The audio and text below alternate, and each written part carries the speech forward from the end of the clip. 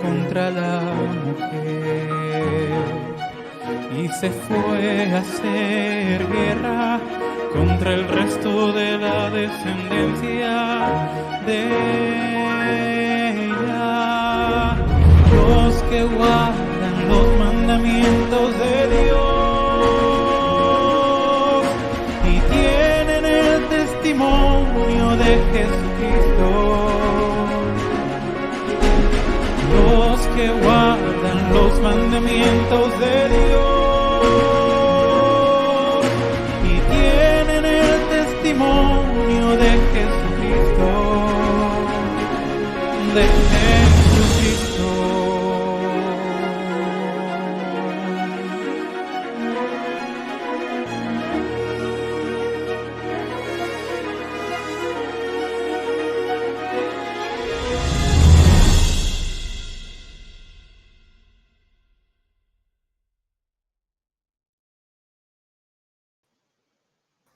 Un cordial saludo a todos, aquellos que están viendo, otros que estarán viendo el programa de mañana, tarde o de noche. Dios los bendiga a cada uno de ustedes. Gracias por abrir las puertas de sus hogares.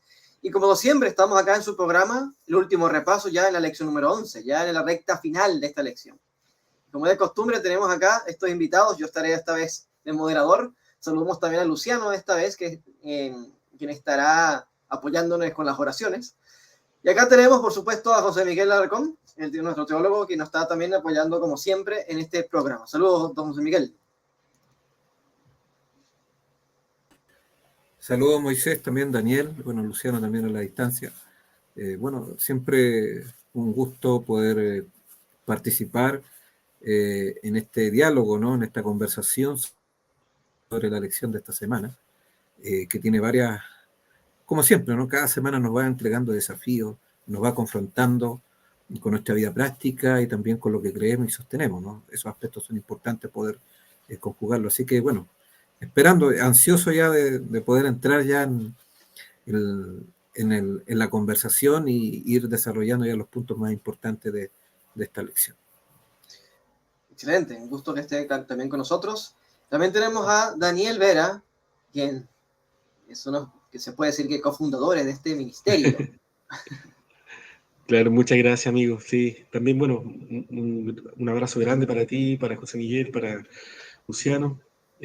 Así que nuestro equipo, digamos, también hoy día tiene una dinámica también interesante. Agradecerte a ti mismo, Moisés, porque tienes un rol particular y especial que también has hecho anteriormente, pero que indudablemente que es muy, muy relevante, muy importante.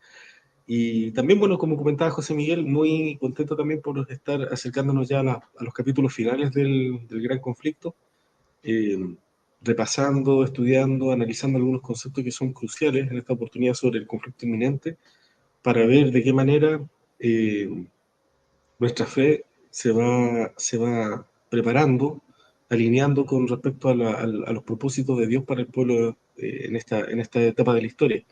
Así que agradecido por eso. Excelente, bueno, sí, encantado de estar con ustedes, esta vez de moderador. Y hoy falta un invitado especial aún, que es nuestro Señor Jesucristo. Yo voy a pedirle a José Miguel si puede tener los honores de orar para así dar comienzo al estudio de este programa. Bien, vamos a orar. Nuestro Padre que está en los cielos, agradecemos la ocasión que nos da de poder compartir las reflexiones de la lección de esta semana. Estamos en el último gran conflicto, en la consumación de este conflicto que se inició en el cielo y que va y debe terminar de manera maravillosa, Señor, con tu pueblo remanente, con el pueblo del tiempo del fin. Permítanos, Señor, entender este mensaje que tú nos has dejado para este tiempo. Ayúdanos a desentrañar quizás los misterios que han sido revelados de manera que puedan ser de la mejor manera explicados y que nos sirvan para nuestra preparación para el tiempo del sellamiento y para estar alertas para no ser parte de aquellos que van a recibir la marca de la bestia. Quédate con nosotros en el nombre precioso de nuestro amado Señor Jesucristo. Amén. Amén. Amén, ok. Vamos entrando en materia, lección número 11, titulado El conflicto inminente. Y entonces nos notaremos que la lección evidentemente se centra en Apocalipsis capítulo 13, el conflicto inminente, pero sabemos bien que se han conjugado una mezcla de engaño y de persecución, el uso de la fuerza, a través de toda la historia, como instrumentos del enemigo. Y entonces, ¿de qué manera podemos apreciarlos en la autoridad y si podemos ver algunos de esos engaños satánicos y esas persecuciones? Bueno, sí, yo creo que hay un tema ahí muy importante en relación al Apocalipsis 13. Cuando nosotros miramos, estudiamos como adventistas, generalmente Apocalipsis 13, nos centramos casi inmediatamente en lo que es el conflicto con relación al sábado, pero olvidamos o pasamos por alto que hay un escenario previo que se tiene que ir dando para que se vayan alineando estos poderes en función de una estrategia que permita en distintas capas, en distintas aristas de la sociedad, llevarnos a un punto donde todo el mundo sea, como tú muy bien decías, engañado primeramente y luego perseguidos los que no logren ser engañados. Entonces, en ese contexto, la estrategia que el enemigo ha venido utilizando, yo creo que es variada, y aquí vamos a poder compartir opiniones, pero mi mirada es que en estos tiempos, el trabajo que ha hecho el enemigo ha sido un trabajo a partir de introducir elementos culturales, elementos que nosotros identificamos como elementos, digamos, de la sociedad misma, del mundo, en la mente de la gente, en su lenguaje cotidiano, al punto, digamos, de que modela formas de pensamiento. Hoy en día, por ejemplo, hablábamos de ideologías que están tan masificadas que están transformando incluso hasta el lenguaje. Y cómo eso obviamente no va a afectar a la iglesia, si la iglesia está compuesta por personas que participan del mundo, participamos, digamos, actuamos, trabajamos en el mundo, pero ahí tenemos que recordar la invitación del Señor en su oración, cuando decía: Señor, no te pido que lo quites del mundo, sino que los guardes del mal.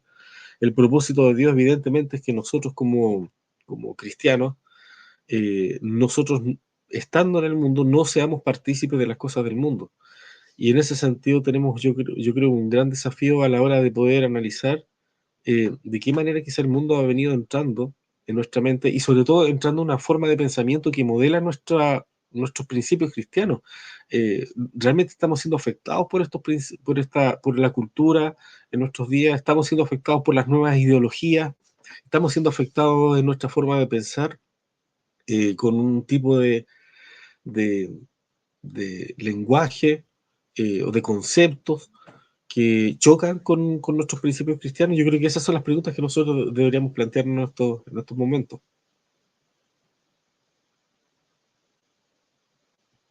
Sí, claro que sí, sin duda alguna. Muchas veces hablamos directamente de ley dominical, incluso hay personas que empiezan a filosofar de qué puede hacer o quizás empiezan a imaginar un chip, así introduce la lección que puede ser un microchip, pero en efecto lo más relevante es todo el contexto que ocurre y además en el contexto del gran conflicto, porque ya estamos en el epicentro, el capítulo 12, el 14 es el centro profético de cómo se resuelve el gran conflicto. No sé si José Miguel quiere aportar también algo en relación a este punto. Sí, no, el tema del gran conflicto, no olvidar de que el centro tiene que ver obviamente con la ley de Dios. Ese es el foco, o sea, no es otro tipo de elemento. Bueno, hay otras variables, pero que de una u otra manera están asociadas, obviamente, a la consigna del diablo, a la acusación del diablo, digamos, de que la ley no puede guardarse, que es una imposibilidad, sobre todo para el ser humano, obviamente. Y que eso obviamente pasa a ser algo injusto de parte de Dios, solicitar o pedir algo que es imposible. Obviamente, por eso vino Cristo. Cristo vino a mostrar, obviamente, de que esas acusaciones son infundadas. Y Cristo ahí obviamente dio una evidencia clara, ¿no? Testificó, glorificó al Padre, dio testimonio ante el mundo y el universo de que esas acusaciones son equivocadas, no tienen que ver, que es posible guardar la ley de Dios. Entonces siempre los ataques han estado en esa dirección, y si uno va a la época posterior, obviamente, inclusive hasta dentro del mismo, la época de Cristo, el judaísmo también, obviamente, si bien eran aparentemente observadores de la ley de Dios, en realidad siempre fueron transgresores. Con sus tradiciones atacaron también la ley de Dios, la distorsionaron. Y posteriormente eso también tenía que ocurrir, y ahí viene justamente cómo el mismo cristianismo, dentro del mismo seno del cristianismo, comenzó una tarea en contra de la ley de Dios, una actitud anti-ley, hasta nuestros días, obviamente. Y ahí es donde nosotros tenemos que pensar, ¿no? De qué manera nosotros como pueblo adventista a lo mejor también podemos estar siguiendo esa moda, que en realidad más que una moda, una tendencia histórica de parte del diablo en este gran conflicto, de desestimar, de distorsionar la ley de Dios, que es el trasunto del carácter de Dios. Cuando hablamos de ley no estamos hablando de legalismo, ni perfeccionismo, ni todos esos ismos, ¿no? que se le colocan obviamente al hablar de la ley de Dios. La ley de Dios está en la Escritura, está expresado. Entonces, no es ser anticristiano o no cristocéntrico hablar de la ley de Dios, muy por el contrario, porque Cristo fue el máximo ejemplo de lo que significa guardar la ley de Dios. Entonces, en el conflicto inminente, el último gran conflicto, obviamente va a seguir vigente justamente esa línea, y eso es lo que tenemos que profundizar. Perfecto. Entonces hablamos del conflicto inminente. Vemos que el conflicto inminente debe estar centrado en la ley de Dios como el trasunto de la gran ley de amor, que es el fundamento de su gobierno. Y notaremos que está asociado, si bien es cierto, a la crisis que se avecina, pero de todas formas, todos nosotros recibimos tentaciones que son parte también del gran conflicto, tentaciones que quizás vemos mínimas, pero también son parte de este gran conflicto cósmico. Y ni hablar, por supuesto, de aquellos que sufren persecución dura, aquellos que están en la ventana 2030 o aquellos que están siendo realmente perseguidos por la causa del Evangelio. Pero bueno, la lección también aborda un punto bien interesante. Ya pasando a la segunda pregunta, recordemos que el capítulo 13 habla de unos poderes que se levantan, la primera bestia y la segunda bestia. Y la pregunta es si nuestra iglesia, con el método histórico gramatical, es capaz de describir o identificar quiénes son estas bestias y qué es lo que van a hacer, cuáles son sus estrategias y discursos. Bueno, ahí en relación a eso, yo creo que la Iglesia Adventista viene hace tiempo generando un gran aporte a nivel de, de exposición, digamos, de evidencia que identifica con claridad la primera bestia, digamos, obviamente como el papado, ¿no es cierto?, la institución católica, que va a cumplir un rol relevante en relación, digamos, a la instauración de la marca de la bestia. Para eso en realidad hay una cantidad de características que son numerosas. Solamente en el capítulo 13, si uno mira, bueno, dependiendo de la forma como se contabilicen las características, en algunos casos se cuentan más de 13 características, en otros casos más, que copulativamente concurren en este poder para identificar sin lugar a dudas, digamos, de qué poder se trata. Características que apelan al periodo, digamos, de supremacía papal que tuvo durante la Edad Media, esos 1260 años, ¿cierto? También hay características que apelan a su ubicación geográfica, a los poderes, digamos, que le precedían, a características en relación a su actividad. Así que en realidad son muchas las características y hemos visto que efectivamente, como tú bien dices, el método historicista nos permite encontrar estas claves en la misma Biblia y verlas aplicadas en la historia, obviamente con su cumplimiento histórico, digamos, en realidad. Y esta bestia que habría sufrido una herida mortal, finalmente sería restaurado su poder y el mundo entero se maravillaría en torno a la bestia. Entonces yo creo que si nosotros miramos en relación a esta primera bestia, efectivamente todo se ha venido cumpliendo tal cual. Creo que quizá uno de los papas que más hizo por cambiar la imagen dañina que tenía la Iglesia Católica durante la Edad Media, podría en los tiempos contemporáneos haber sido Juan Pablo II, pero ya desde el Concilio Vaticano II se vio un cambio de estrategia en el papado para poder eh, instaurarse en un mundo donde tenían efectivamente que trabajar con una estrategia más inclusiva. Yo creo que ahí nació ya derechamente el concepto de la inclusividad. Y, y después, en tiempos actuales, el Papa actual ha hecho una labor propagandística tremenda de alguna forma, al subsanar los problemas más modernos y recientes relacionados a abusos que la Iglesia Católica ha cometido, y tener también una política de apertura a todos los temas más sensibles de la sociedad. Su política, por ejemplo, de aparecer en los medios, posteando también o tuiteando, como nosotros conocemos, y por supuesto también generando documentales donde dialoga con personas de distintas creencias, incluso hasta ateos, eh, quienes le plantean preguntas sumamente complejas y sensibles, y las respuestas que presenta la Iglesia Católica al mundo son de una apertura total. El Papa recientemente había dicho que respecto al tema de la homosexualidad, bueno, ¿quién era él para condenar o juzgar? En vez de establecer, digamos, una oportunidad de definir, digamos, cuáles son los principios por los cuales la Biblia trabaja, digamos, la materia o los temas sexuales, que son muy claros en la Biblia. Esa ambigüedad que presenta la Iglesia Católica, obviamente, ayuda o contribuye a una mayor masificación. Y obviamente ahora alineándose al discurso del, del, del cambio climático, de la mayor concientización del ser humano por el cuidado del planeta, ha ido generando un discurso donde el llamado Día de la Tierra se está alineando con el domingo. Hay varias evidencias de eso. El domingo como un día ya no solamente de la familia, sino un día de la Tierra, está aparentemente presentándose como la nueva estrategia para poder introducir, obviamente, una mayor concientización, no solamente hacia el tema del día domingo, sino también hacia la autoridad que la Iglesia Católica tiene. Entonces, si nosotros miramos Apocalipsis 13, perdón, eh, un mundo maravillado en pos de la bestia, no es algo difícil de concebir, es algo que ya hemos visto en nuestros tiempos y la gente evidentemente está yendo en esa dirección.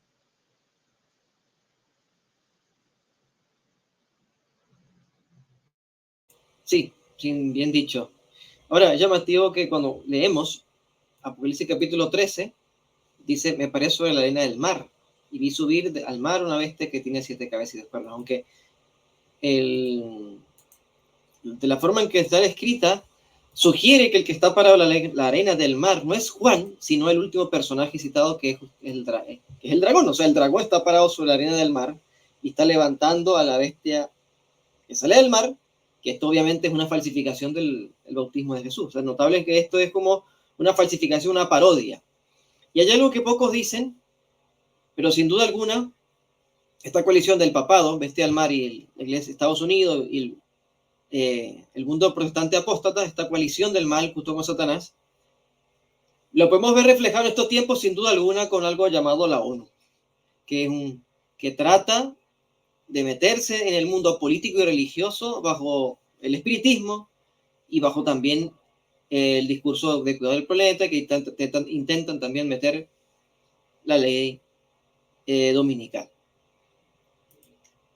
Sabemos que ahora es llamativo porque la lección introducía mencionando que esa ley dominical pudiese ser hasta un chip.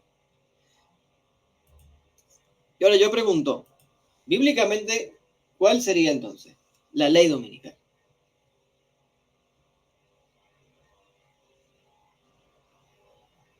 Es que acá está, digamos, el punto central, ¿no? Esto no tiene que ver solamente con elementos externos, sino algo interno. Tiene que ver con un asunto del carácter, ¿no? Que va a ser, que va a identificar y que va a distinguir, obviamente, el pueblo de Dios versus, digamos, los seguidores de Satanás. Hablemoslo directamente, porque eso es. O sea, la marca de la bestia sella un destino tomado, ¿no? Libremente. Las personas, digamos, que van a recibir la marca y el sello, en contraste, es el fruto, obviamente, del desarrollo del carácter que decidieron y optaron simplemente. Hay un grupo que decidió no tomar en cuenta la ley de Dios y seguir las tradiciones de los hombres, propuesto, digamos, por esta bestia, ¿no? Históricamente, no se olvide que esta misma bestia que sube del mar en el libro de Daniel es presentada como el cuerno pequeño, y el cuerno pequeño, digamos, obviamente intentó, y no es que intentó, lo hizo, ¿no? echar por tierra la verdad y la ley de Dios, ¿no? Es anti-ley. Pablo lo presenta como el hombre del pecado, que perfectamente lo podemos traducir de acuerdo al griego original como el hombre transgresor de la ley de Dios. Entonces, en otras palabras, el Satanás buscó un poder, una institución transgresora de la ley, anti-ley.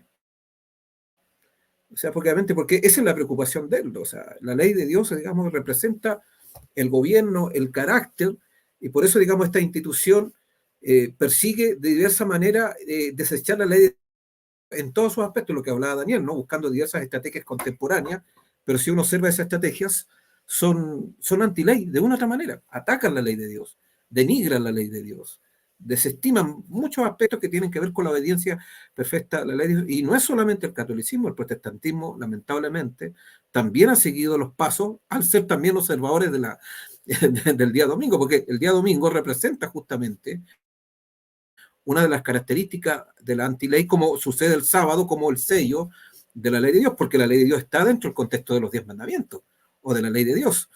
Entonces, si uno empieza a observar, el tema es que si nosotros empezamos a seguir ese discurso, podemos a lo mejor estar predicando de profecía apocalíptica, pero tener una actitud antinuminiana, ¿no? Ser antiley en nuestra vida práctica. Y esa tendencia se está viendo ya hace mucho tiempo dentro de nuestra iglesia también, ¿no? Gente que escucha la ley de Dios y dice, fariseo, ¿no?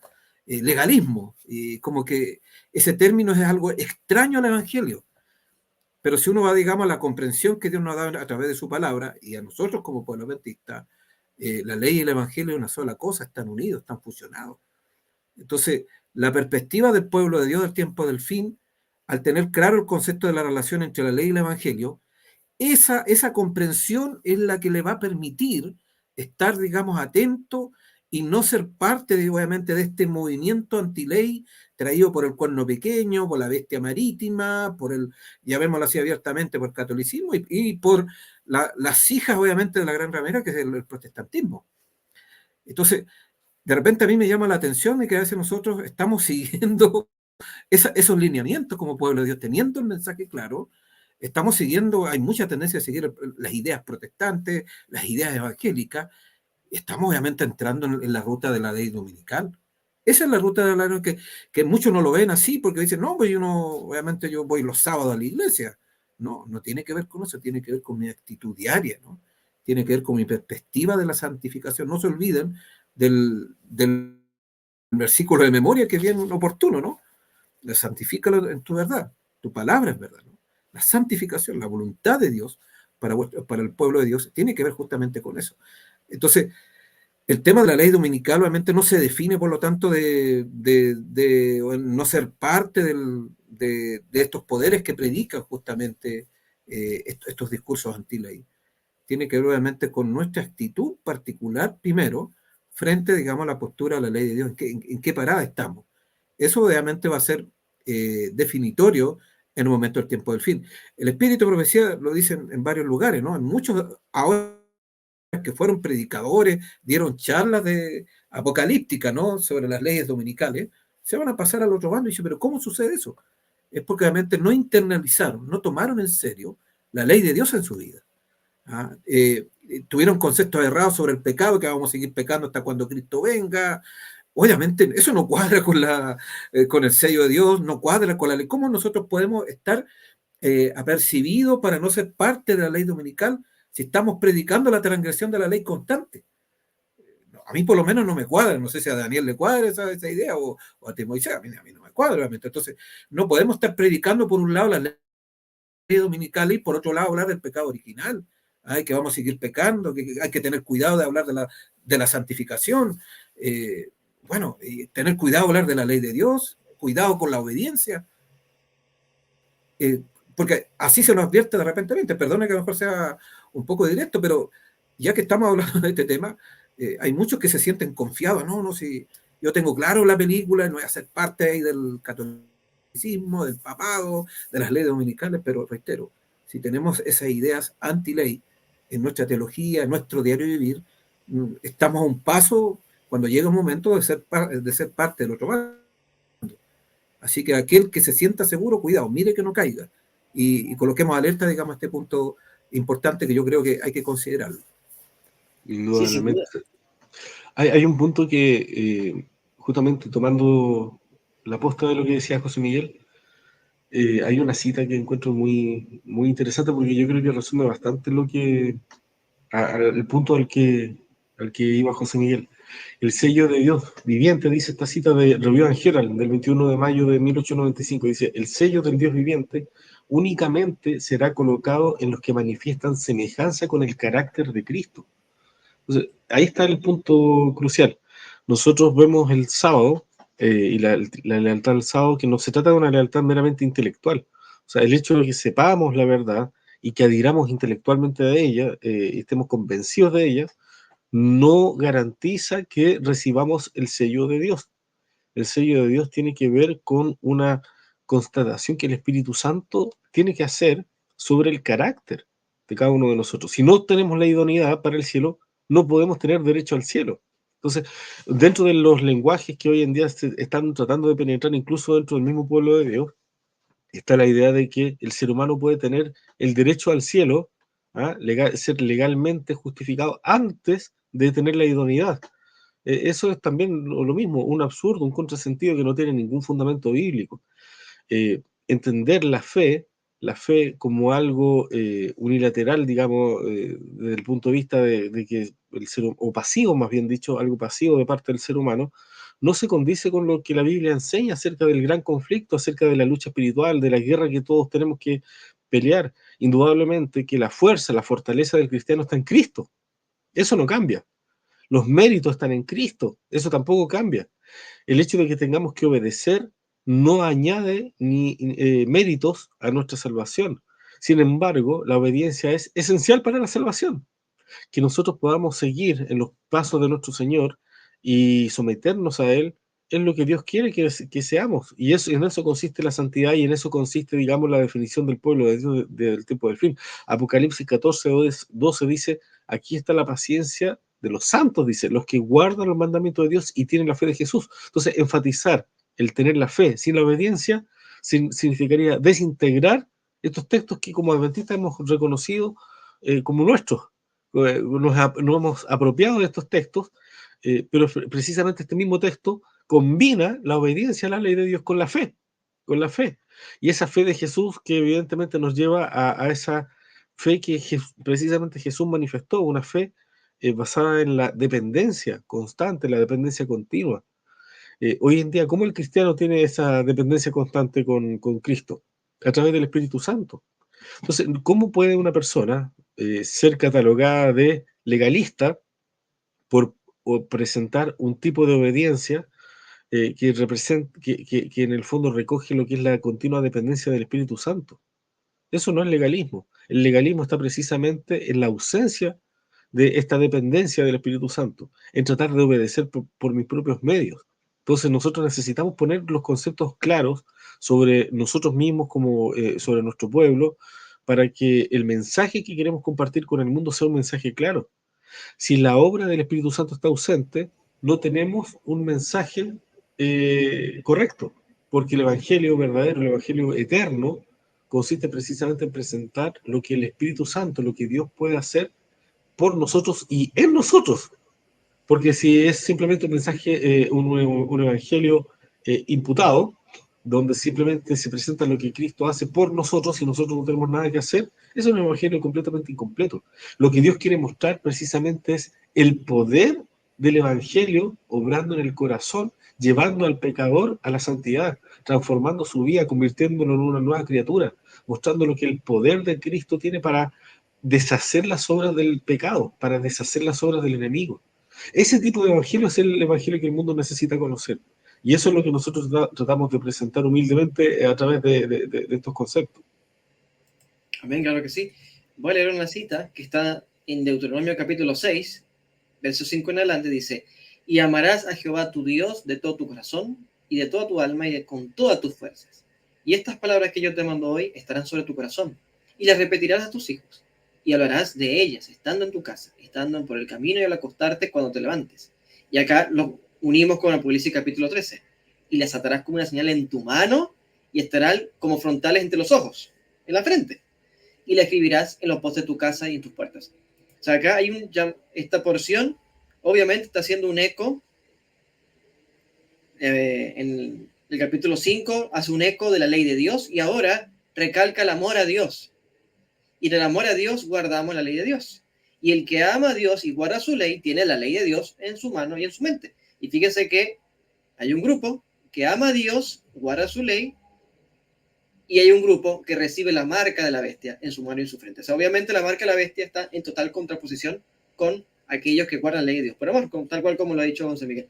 Ahora, si avanzamos en el tema de la ley dominical, es llamativo porque el capítulo del conflicto de los siglos llamado el conflicto eminente, dice ella que estas fuerzas combinadas estarán trabajando para promover los mayores intereses de la sociedad.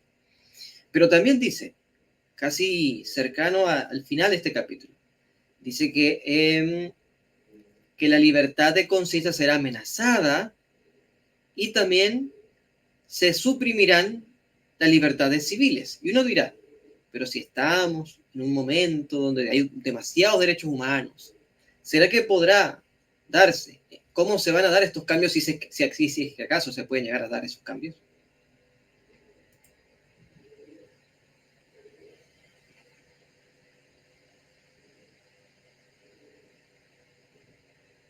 ¿Cómo darse una ley dominical? Daniel parece que tiene problema de conexión, pero entonces yo le voy a hacer la pregunta. Ok, creo que ahí regresó Daniel. Entonces la pregunta que dejo es, si vemos que Ellen White dice que este conflicto nos van a quitar las libertades, pero estamos en una supuesta era donde se respetan los derechos sociales. ¿Cómo se va a dar esto si es que acaso se llega a dar? Bueno, en realidad es complejo porque hoy en día todos los conceptos de derechos humanos están siendo totalmente trastocados. O sea, nosotros, por ejemplo, ahora mismo cuando hablamos de las ideologías imperantes, están afectando esta ideología las libertades esenciales del ser humano. Por ejemplo, la libertad de conciencia. ¿Cómo podría, por ejemplo, mi forma de pensar, mis creencias, ser ofensivas para otra persona?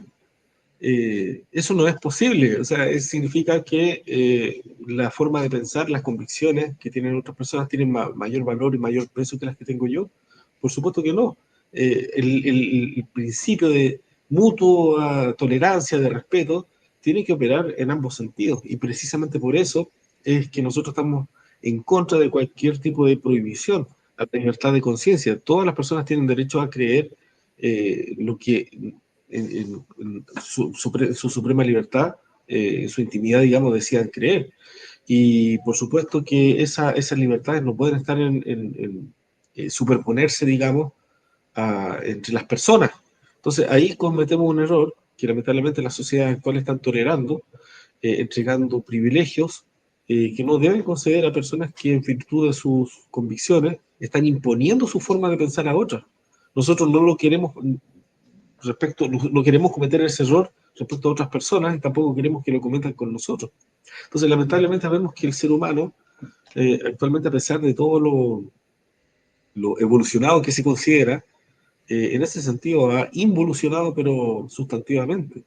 Y vemos un grado de, y yo lo puedo decir con total claridad, de idiotez en el ser humano. El ser humano está actualmente tan idiotizado por los medios, por las redes sociales, por personajes que muchas veces se autodenominan influencers, cuya influencia en realidad es bastante nefasta porque no enseñan a la gente a entender el verdadero valor o el significado de estos conceptos, los distorsiona y lamentablemente se masifican totalmente. Excelente comentario, ¿verdad? Usted como es abogado, la tiene que dar mucho sentido. Oye, con respecto a este tema, Carlos, el concepto de los derechos humanos en realidad tienen un sesgo revolucionario, o sea, solamente tienen derecho aquellos que son parte de una revolución. Pero obviamente los que están fuera de ese contexto obviamente no tienen con lo que hablaba Daniel, ¿no? Ningún aspecto de derecho. Pero la Escritura y la Biblia no habla de los derechos humanos, habla de la ley de Dios, que es muy distinto. que incluyen ciertos derechos, pero esos derechos lo estableció el Señor. Y no son coercitivos, porque el Señor, obviamente, a todo ser humano nos dio el libre albedrío. O sea, ninguno está obligado, obviamente, ni siquiera a aceptar la ley de Dios, si alguien no quiera. Obviamente hay consecuencias al no aceptar la ley de Dios, sin duda, ¿no? Pero no estamos obligados tampoco a obedecer. Entonces, ese punto, digamos, Satanás no lo usa. Satanás usa el poder coercitivo con respecto al ser humano y lo transfiere, obviamente, a sus secuaces, a aquellos que siguen, digamos, sus parámetros, y este poder, digamos, anti-ley, ¿no? La bestia que sube del mar, cuerno pequeño, que es lo mismo, hombre de pecado, ¿no? En lo que es, digamos, la institución obviamente, del papado, y también aquellos que siguen al papado, que son las mismas iglesias protestantes. Actualmente el protestantismo, obviamente, está en los mismos lineamientos, a pesar que algunos tratan de desenmarcarse, pero tiene puntos muy comunes con respecto a estos aspectos. También son coercitivos. Es muy diferente porque obviamente no creen en el libre albedrío como lo presenta la Sagrada Escritura. Entonces, la verdadera obediencia a Dios, los verdaderos derechos, siempre están en un plano de total libertad, sin ningún tipo de fuerza, a conciencia, y sobre la base del amor, que es lo que hablaban también inicialmente, la ley del amor, Moisés. En ese contexto, obviamente, esto entra. Entonces, en estricto rigor, los derechos humanos, obviamente, así como lo conoce el mundo, no es, digamos, algo de origen humano, sino que, digamos, es un sesgo ideológico, ¿no? Que obedece a un tipo obviamente, de revolución, de anarquía, bueno, o algún tipo de manifestación, digamos, que va en contra de los mismos principios divinos. Entonces ahí nosotros, los que somos adherentes a las escrituras, realmente no entramos en esa lógica, en esa comprensión, es muy distinto. Entonces no es un concepto bíblico los derechos humanos en estricto rigor, aunque hay derechos para los seres humanos, obviamente, pero esos derechos están estipulados en la ley de Dios. O sea, más que los derechos humanos son los derechos divinos, que incluyen al ser humano cuando entra justamente en una relación. Ahora, una cosa también que se me había quedado en el tintero, yo siento que hoy en día la presión social es tan fuerte que opera prácticamente como una especie de persecución. Una persecución que, en el sentido que influye tan poderosamente en la mente de los seres humanos, que hasta hoy en día muchos cristianos se sienten obligados a usar los lenguajes que comentamos, los lenguajes del mundo, en los mismos términos que mencionaba José Miguel. Desconociendo, por ejemplo, la mayor parte de la gente cuál es el verdadero origen de los derechos humanos, cómo se han venido planteando, con ese trasfondo humanista. En realidad, la mayor parte de la gente, claro, puede tener las mejores intenciones en principio, pero con esas buenas intenciones finalmente hemos permitido que entre dentro de la mente de muchos cristianos y muchos adventistas, me atrevo a decir, formas y lenguajes que no son compatibles con los principios bíblicos, y uno nota el miedo que existe en muchos de ellos al tratar de ser en extremo cuidadosos de no ofender, porque estamos en la generación de los ofendiditos. O sea, si uno no habla de acuerdo, digamos, a los términos que la mayor parte del mundo, que la mayoría hoy en día establece, la gente se ofende. Entonces nosotros en realidad creo que tenemos que tener un discurso, un mensaje que presente a Cristo, que presente el carácter de Cristo, que presente la fortaleza y virtud de los principios que nosotros abrazamos. Y el mejor vehículo que tenemos para hacerlo es a través de un carácter santificado. En realidad el carácter santificado es lejos la mejor herramienta que el Señor utiliza, por eso quiere usarnos como instrumento, ¿cierto? Es lejos la mejor herramienta para poder predicar el Evangelio, porque frente a la mentira, él presentaba la verdad con calma, con mansedumbre, sin airarse, sin odiar, digamos, a sus contendores. Nosotros como cristianos somos llamados a hacer lo mismo. Nosotros no estamos llamados a, a tener un discurso de odio, ni mucho menos. Nuestro discurso es de amor, pero un amor que conduzca a la gente a Cristo. Cristo es quien hace la transformación del corazón, no nosotros. Y eso para nosotros es muy importante. Si evidentemente hay cristianos o pseudo cristianos que lamentablemente se han arrogado una atribución que no les corresponde y han se han puesto a condenar, a criticar, a juzgar de una forma que resulta hiriente para muchas personas. Bueno, eso desde el punto de vista bíblico no representa a Cristo. Cristo tenía evidentemente una verdad con la que no tranza, que es muy importante eso, la verdad no se tranza, pero el canal o el vehículo a través del cual nosotros podemos llegar a tocar el corazón de otras personas es presentar el amor del Padre. Un amor que está anhelante de que el ser humano le conozca. Dios tiene que ser conocido por parte del ser humano. Cuando el ser humano conoce a Dios, se produce una transformación que ningún ser humano puede lograr. Yo puedo persuadir a muchas personas, quizás puedo convencerlas intelectualmente hasta cierto punto de muchas cosas. El ser humano tiene capacidades de diálogo, de convicción, de elocuencia, pero por la palabra, digamos, del ser humano, ningún ser humano realmente se va a convertir. La conversión es una obra sobrenatural, dice la hermana White, una obra sobrenatural que introduce un elemento sobrenatural en la naturaleza humana, en la experiencia del ser humano, en el corazón del ser humano. Y esa obra sobrenatural es la obra de la conversión. Y Dios vino aquí a convertir corazones. Por eso es tan importante entender esto en el contexto del gran conflicto y especialmente del conflicto final, porque finalmente el tema de la marca de la bestia, del sello de Dios, pasa por esto. No podemos llegar al tema del sábado, incluso a la obediencia, a la lealtad, al conflicto de la adoración, saltándonos el gran tema de la santificación. La santificación coloca el carácter de Dios, la ley de Dios, en el lugar que le corresponde primero, en nuestros propios corazones.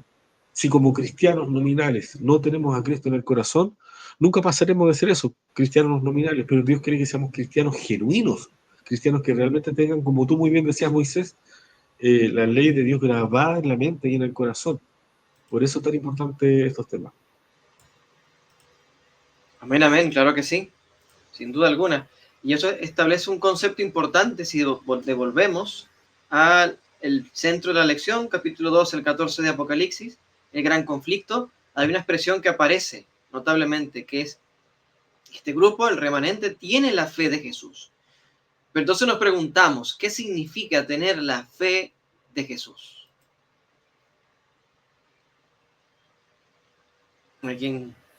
Bueno, la fe de Jesús en realidad, si uno observa, es la vida de Jesús. Porque la fe es algo práctico, ¿no? El creer y la fe se manifiesta en obras, se manifiesta en la realidad humana, en la vida cotidiana. Y Cristo, obviamente, la fe de Cristo fue una vida donde se manifestó, se exteriorizó, se expresó, digamos, en su diario vivir. Esa es la vida, es la vida de Cristo, ¿no? Y es un aspecto importante del pueblo del tiempo del fin, porque el pueblo del tiempo del fin no va a ser, como señalaba muy bien Daniel, un pueblo cristiano nominal bajo ningún punto de vista. Va a ser, digamos, vivencial en términos concretos. Y por eso habla de que guardan los mandamientos de Dios y tienen la fe de Jesús.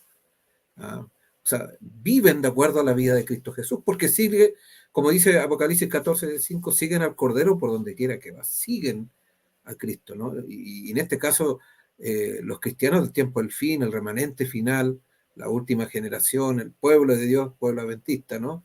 Después del año 1844 siguen al Cordero al lugar santísimo, porque ahí está Cristo ahora, ¿no? En el lugar santísimo.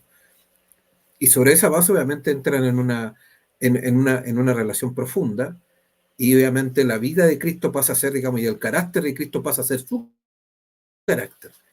Porque obviamente ser cristiano no es solamente recibir obviamente la intercesión de Cristo, el sacrificio de Cristo, sino también su carácter. Entonces, mientras ello no suceda, obviamente el cristianismo todavía no ha llegado a su consumación.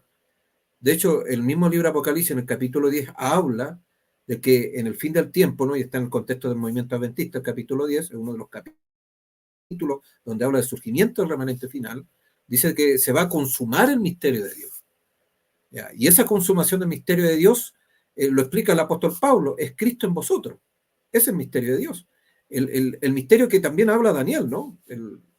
Daniel capítulo 7, 8, 9, la purificación del santuario es la consumación del misterio de Dios. Eso es lo que Dios nos está diciendo. Entonces, si eso sucede, obviamente vamos a tener la fe de Jesús. La fe de Jesús es un pueblo entonces que guarda los mandamientos de Dios, y como guardan los mandamientos son santos, por eso aquí está. Entonces es una declaración de Dios, ¿no? Acá hay un grupo del tiempo del fin que son verdaderamente guardadores de la ley de Dios, ¿no? No de manera externa, no son predicadores solamente de que viene la marca de la bestia, ¿no? Sino ellos viven para no recibir la marca de la bestia. Viven conforme a eso, porque tenemos que prepararnos nuevamente para no ser parte de ese sello del diablo, sino ser parte del sello de Dios. Entonces, por eso la fe de Jesús para nosotros, la vida de Cristo, la naturaleza humana de Cristo, como dice Alan White, lo es todo para nosotros. Es todo para el pueblo de Dios, porque ahí tenemos las claves obviamente para vencer al diablo. Porque Cristo nos entregó en términos prácticos, tomando nuestra naturaleza, nuestra condición humana, Él fue capaz entonces de vencer, no usando recursos porque Él no vino como Dios, porque Dios, dice Santiago, no puede ser tentado, y Cristo fue tentado. Entonces Él, en tanto que humano, logró esa victoria y nos dejó justamente ese ejemplo para que nosotros entonces en el tiempo del fin, al seguir su ejemplo, seamos verdaderamente guardadores de la ley de Dios. O sea, la única manera de guardar la ley de Dios no es al estilo fariseo, sino al estilo de Cristo.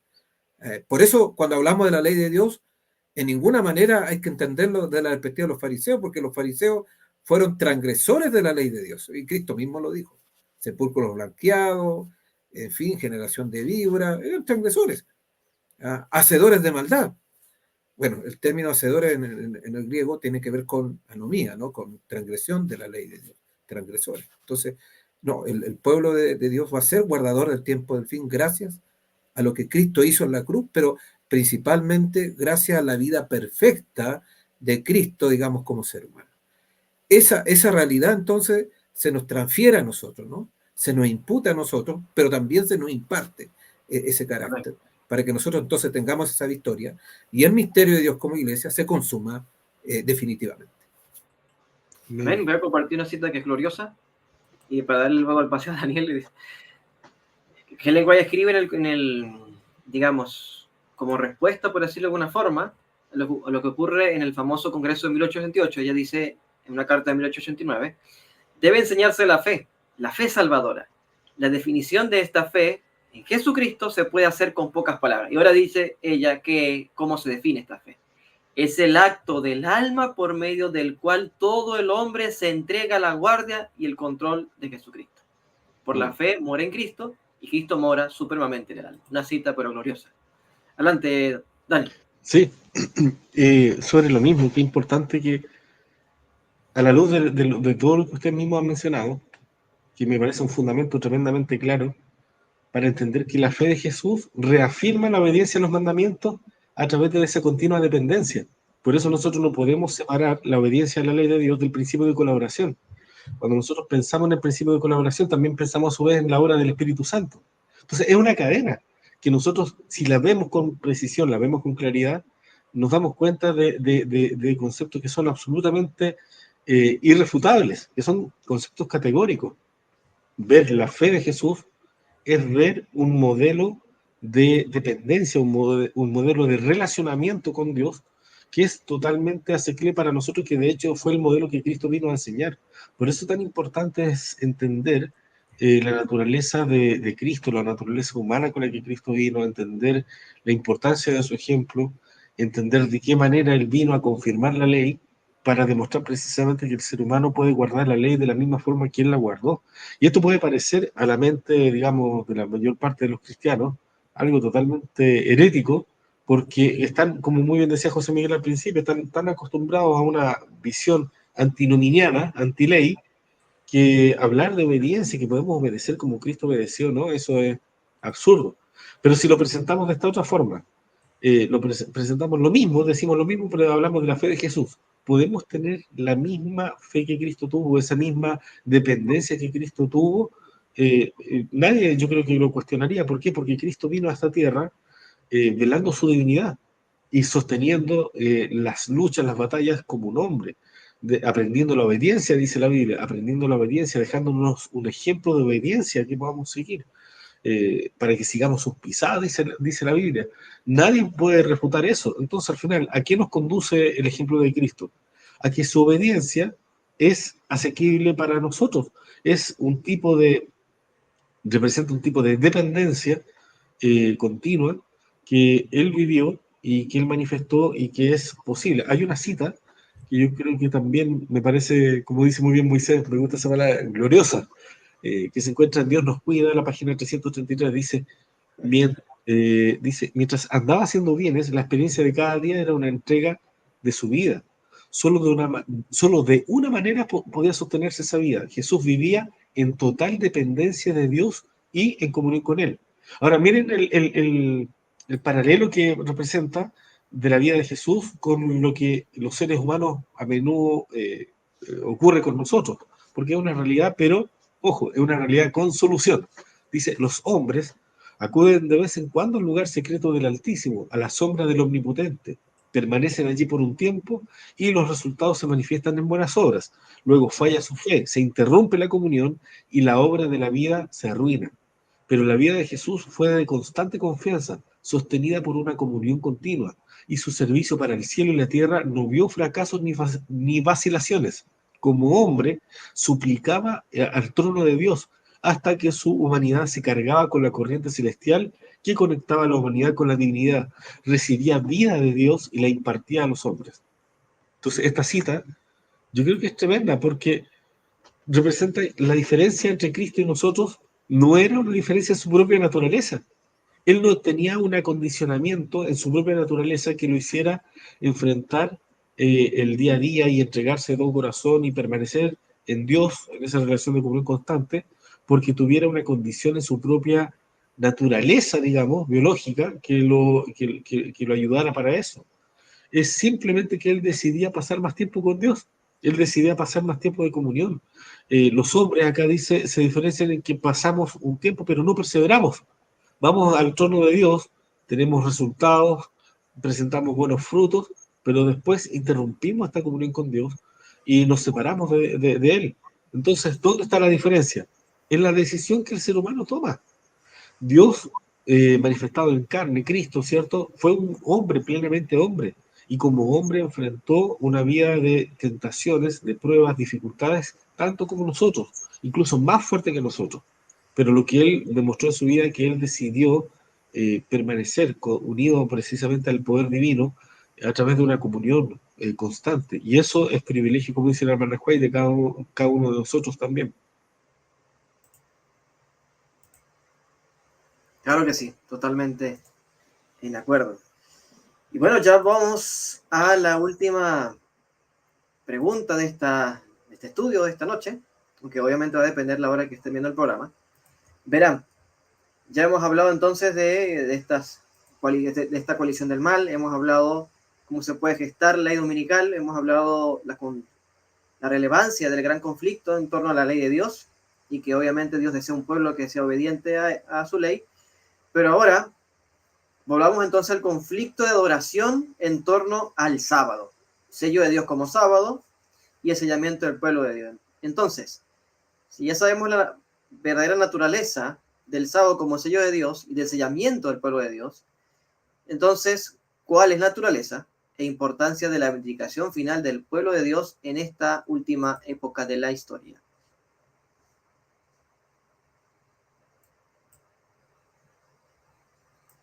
Si José Miguel rompe el hielo. Sí, no, el tema del sábado no tiene que ver solamente con el sábado, tiene que ver con los 6 días anteriores. De hecho, si uno va al hebreo, en Éxodo capítulo 20, versículo 8 al 11, dice,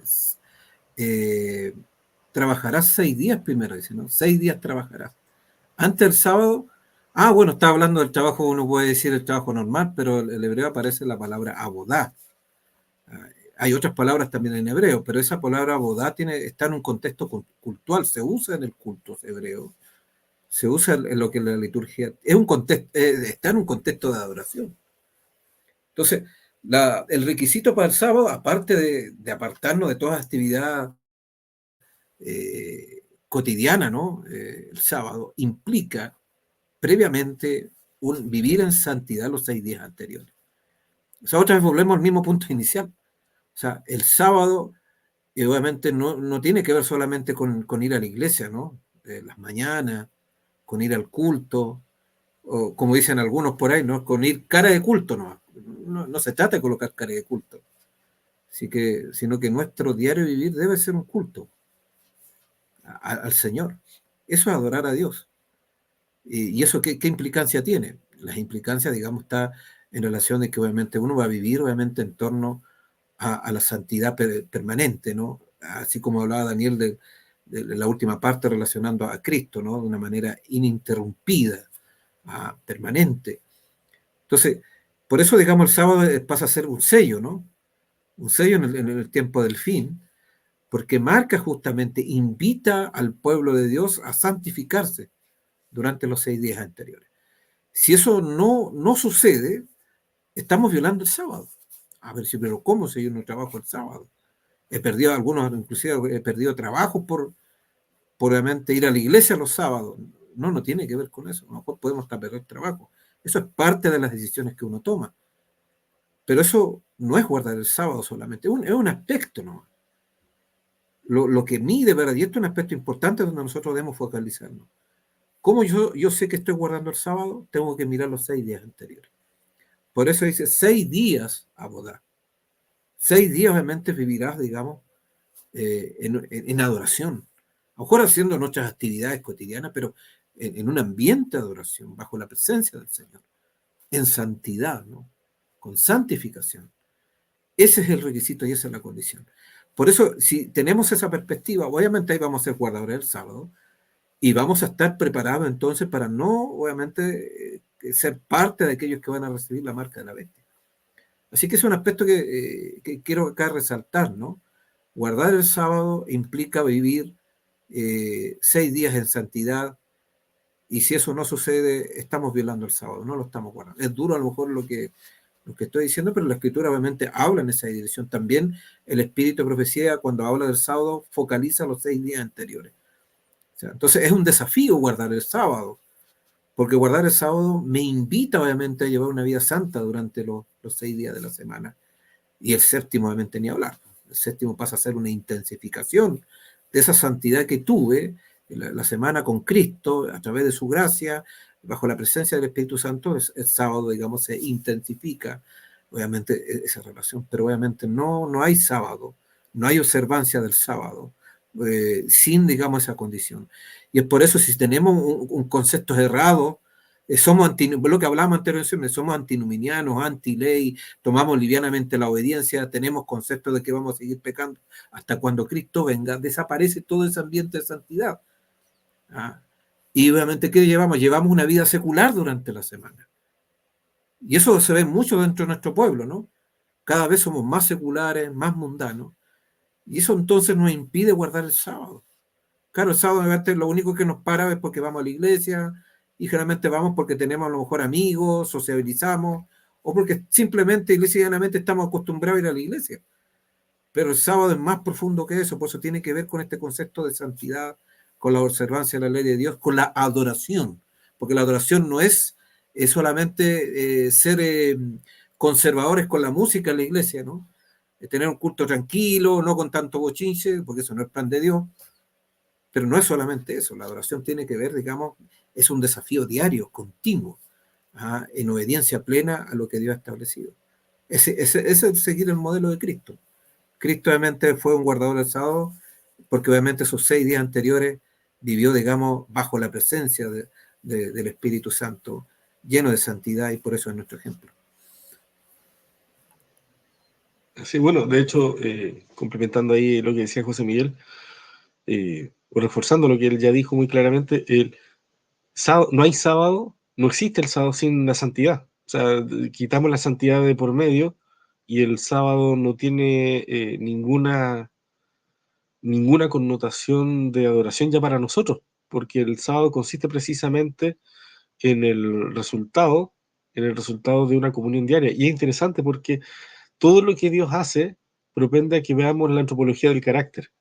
O sea, el resultado finalmente de lo que nosotros tenemos que llevar al cielo es el resultado de nuestras decisiones diarias. Si nosotros no logramos un carácter santificado, no podemos ser trasladados al cielo.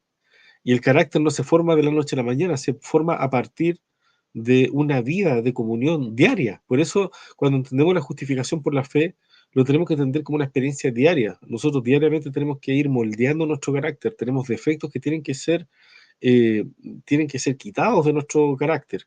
Y eso es muy importante dentro de la antropología del carácter. Nosotros no creemos en una impecabilidad en el sentido de que nuestra propia carne va a dejar de ser pecaminosa antes de que Cristo venga. No, nosotros tendremos una carne pecaminosa con tendencias que van a estar ahí, esas tendencias pecaminosas hasta que Cristo venga, pero por la gracia de Dios, por medio de la obra del Espíritu Santo, que en la que hemos insistido tanto, estas tendencias pueden ser sometidas diariamente. Y lo más importante es que las tendencias que hemos cultivado pueden ser completamente erradicadas y tienen que ser erradicadas para que Cristo venga. Entonces, para que nosotros podamos ser trasladados al cielo. Entonces, para nosotros es muy importante este tema porque el sábado finalmente refleja el punto culminante o el resumen de todo el objetivo que Dios ha tenido con nosotros desde el principio, que es hacer de nosotros un pueblo santo. El día sábado tiene el propósito de santificarnos, de mostrarnos la importancia, llevarnos un día de la semana a la importancia de la reflexión de lo que significa estar en comunión con Él. O sea, si en la semana no nos detenemos a pensar en eso, bueno, ahí tenemos el sábado para recordarlo con toda la fuerza, pero también a su vez, como muy bien decía José Miguel, no podemos llegar al sábado solamente para vivir esa experiencia solamente el sábado. Es una experiencia que tenemos que vivir todos los días tenemos que acudir al santuario, acudir a esta relación de comunión íntima con Dios. En el libro de Juan, el profeta Juan decía, bueno, registra las palabras de Cristo, estas son las palabras de Cristo, en Juan 15:8.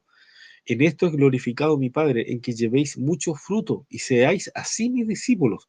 O sea, ninguno que se precia de ser discípulo de Cristo puede glorificar al Padre, honrarlo, vindicarlo, a menos que permita la obra del Espíritu Santo en su corazón, porque los frutos del Espíritu son simplemente la evidencia de que el Espíritu está morando en nosotros. Dicho eso, y con esto termino, una cita que yo creo que de alguna forma resume lo que veníamos diciendo.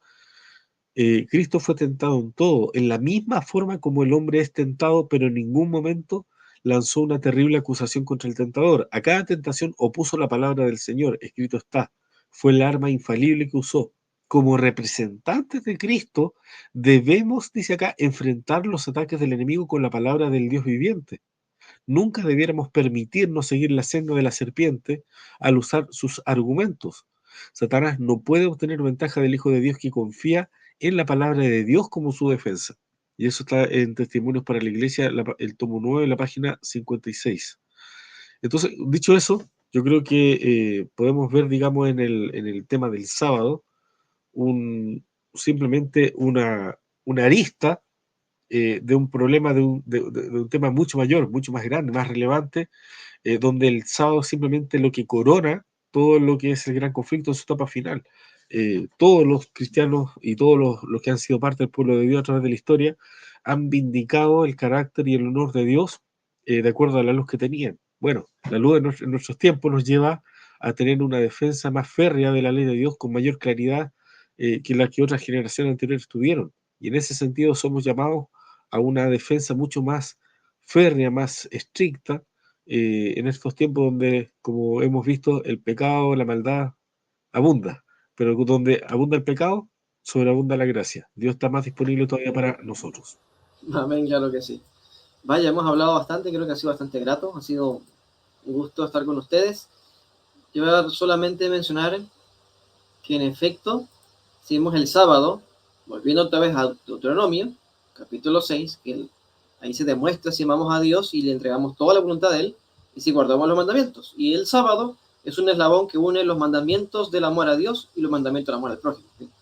Que a veces se nos olvida el hecho de que el sábado también es donde deberíamos más hablar acerca de Jesús, ir a predicar y a sanar como Jesús más lo hacía justamente el día sábado. Refiere una cita que está pensada en la lectura bíblica de la lección, que es Juan 17:17, santifícalos en tu verdad, tu palabra es verdad. Helen White, como profeta del Señor, ella expande esta idea en Joya de los Testimonios, capítulo 1, tomo 1, perdón, página 114, dice ella. Tal es la santificación bíblica. no es simplemente ostentación a obra exterior, es la santificación recibida por el conducto de la verdad, es la verdad santificada, recibida en el corazón, puesta a práctica en la vida, lo que santifica el corazón. La vida práctica, eso es recibir el sello de Dios vivo. Día tras día es la promesa que tenemos. Bueno, querido, no sé si palabras finales ya para ir cerrando el programa de hoy, este último repaso. Si Daniel le gustaría decir algo más antes de cerrar. Sí, bueno, en el caso mío, yo creo que mirar el gran conflicto, nunca perder de vista qué es lo que está en juego. Como decía José Miguel desde el principio, está en juego el honor de Dios, eso hasta el fin. Toda duda tiene que ser disipada del universo. Cristo presentó la mejor evidencia y ganó la batalla crucial que nos permite saber que ya tenemos un lado ganador, pero individualmente cada uno de nosotros tiene luchas que pelear, tenemos batallas que finalmente van a permitir que el conflicto termine, que el conflicto ya llegue a su punto final, y en ese sentido Dios depende de un pueblo que se prepare para ello. No veamos en eso nada antropocéntrico, que es el esfuerzo que el enemigo quiere hacer, sino que veamos en eso una oportunidad, un privilegio y una responsabilidad que tomemos con humildad, con humildad. Persistir en el Espíritu Santo no hace a las personas más orgullosas, sino que hace a las personas más humildes. Y necesitamos mucha humildad para estos tiempos. Amén, amén. José Miguel, últimas palabras. Bueno, me quedo con el desafío del texto maravilloso ese, ¿no? Siguiendo con el término acuñado por Moisés, ¿no? De la Escritura, Apocalipsis capítulo 4, versículo 12. Aquí está la paciencia de los santos, ¿no? Los que guardan los mandamientos de Dios y tienen la fe de Jesús. Ahí está nuestra distinción. Eso nos va a salvaguardar para no ser parte de aquellos que van a recibir la marca. Reitero, hay muchos adventistas que van a ser parte del grupo que van a recibir la marca de la bestia. Pero eso fue producto, obviamente, porque no prepararon sus vidas, porque no tomaron en serio el Evangelio en el contexto de la ley. Como dice Ellen White, la justicia de Cristo es la ley, no fuera de ella. Entonces, si estamos bien focalizados y en el Señor permanecemos en Cristo, sin duda vamos a estar preparados para ese momento y no vamos a ser parte justamente de ese grupo que va a recibir, obviamente, van a ser parte de la ira del Cordero, ¿no? Y de las 7 postreras plagas. Y el panorama no es nada positivo. A eso tenemos que tener temor. No temor a guardar a la ley de Dios, ¿no? Mucha gente dice, no, como que hablar de la ley de Dios es atemorizar al pueblo. En realidad tengamos miedo, verdaderamente miedo de las consecuencias de aquellos que van a recibir la marca de la bestia. Pero nunca, digamos, tener miedo de ser aquellos que guardan los mandamientos de Dios y tienen la fe de Jesús. Amén. Bueno, ya que tiene la última palabra, si nos puedes pedir en oración y damos por concluido este último repaso. Perfecto, oremos. Padre bondadoso que estás en el cielo y aquí con nosotros, santificado y glorificado sea tu maravilloso nombre, Señor. Te agradecemos, Dios mío, por la bendita oportunidad que nos has dado de poder tener este repaso también. Rogamos, Señor, que tú puedas grabar la verdad en nuestros corazones a fuego, de tal manera que podamos cada día crecer en ti, crecer en la fe y cumplir humildemente el propósito que tú nos has dado de poder representar tu carácter en este mundo. Te lo pedimos y agradecemos confiando en los méritos de nuestro amado Salvador Jesús. Amén, Señor. Bueno, queridos, encantados. Ya será hasta el próximo programa. Dios los bendiga desde hoy hasta su venida. Chao, chao. Bien. Bendiciones. Chao, chao. Bendiciones.